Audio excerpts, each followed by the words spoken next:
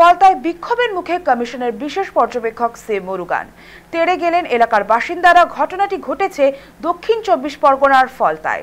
ঝাঁটা হাতে প্রতিবাদ এলাকার মহিলাদের। এই মুহূর্তে আমাদের সাথে ফোন লাইনে রয়েছেন আমাদের প্রতিনিধি জাহেদ মিস্ত্রি।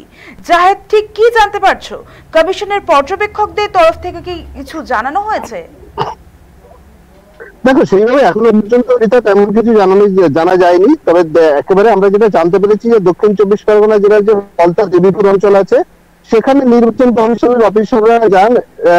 তারা কিন্তু বিভিন্ন জিনিস খতিয়ে দেখতে যান এবং সেখানেই মহিলারা বিক্ষোভ দেখেন তাদেরকে ঘিরে। এবং যে অবজারভার যারা ছিল তারাও কিন্তু প্রকৃত যে মৃত ভোটার এবং বাইরে যারা আছেন, অর্থাৎ যারা শিফট হয়ে গেছে, সেই সমস্ত শিফটিং এবং মৃত ভোটার এই দুটোই মূলত যাচাই করতে যান সেখানে। এবং তারপরেই সেখানকার কিছু মহিলারা তারা ঝাঁটা বিভিন্ন রকম জিনিস নিয়ে এই যে নির্বাচন কমিশনের যে লোকজন আধিকারিকরা যান তাদেরকে ঘিরে বিক্ষোভ দেখাতে থাকেন এবং সেখান থেকে তারা চলে যেতে পারেন। এই ঘটনা ঘিরে কিন্তু যথেষ্ট পরিমাণে সেখানে উত্তেজনা তৈরি হয় এবং প্রচুর পরিমাণে পরবর্তী সময় প্রচুর পরিমাণে একদিকে এই যে নির্বাচন কমিশনের যারা অবজারভার তারা যেমন ছিলেন, তাদের সাথে যেমন সিকিউরিটি ছিলেন, তারপরেও কিন্তু সেখানে প্রচুর পরিমাণে পুলিশ মোতায়েন করা হয়।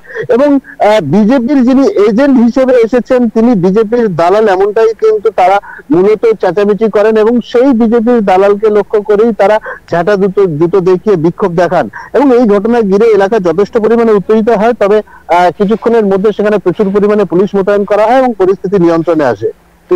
ধন্যবাদ জাহেদ আমাদের সঙ্গে থাকার জন্য। আমরা যেমনটা জানলাম যে ঘটনাটি ঘটেছে দক্ষিণ 24 পরগনার ফলতায়। ঝাঁটা হাতে প্রতিবাদ এলাকার মহিলাদের। সকলে মিলে আওয়াজ তোলেন আবাস যোজনার দুর্নীতির বিষয়ে।